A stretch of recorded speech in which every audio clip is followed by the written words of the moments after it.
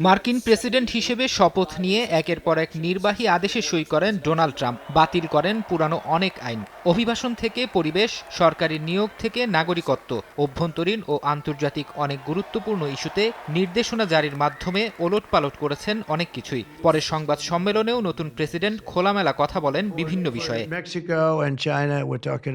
মঙ্গলবার হোয়াইট হাউসে president Trump জানান, ইউক্রেন যুদ্ধ ইস্যুতে জেলেনস্কির সঙ্গে আলোচনা চলছে। এ বিষয়ে পুতিনের সঙ্গে কথা হবে বলেও উল্লেখ করেন ট্রাম্প। একই সঙ্গে যুদ্ধ বন্ধে সমঝোতায় না এলে রাশিয়ার ওপর যুক্তরাষ্ট্র নিষেধাজ্ঞা দিতে পারে বলে হুঁশিয়ারি উচ্চারণ করেন তিনি।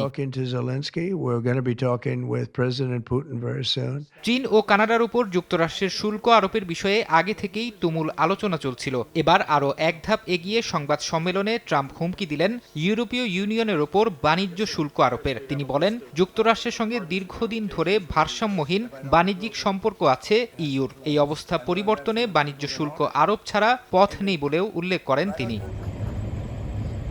অবৈধ অভিবাসীদের বিষয়ে কঠোর পদক্ষেপ নেবেন তা আগেই জানিয়েছিলেন ট্রাম্প। এবার দীর্ঘদিনের মার্কিন নীতি ভেঙে অবৈধ অভিবাসীদের ধরতে দেশটির শিক্ষা প্রতিষ্ঠান ও গির্জায় অভিযান চালানোর অনুমতি দিলেন তিনি। এরই মধ্যে আবাসন ও শুল্ক প্রয়োগ কর্তৃপক্ষকে এ বিষয়ে পূর্ণ ক্ষমতা দিয়েছেন ট্রাম্প।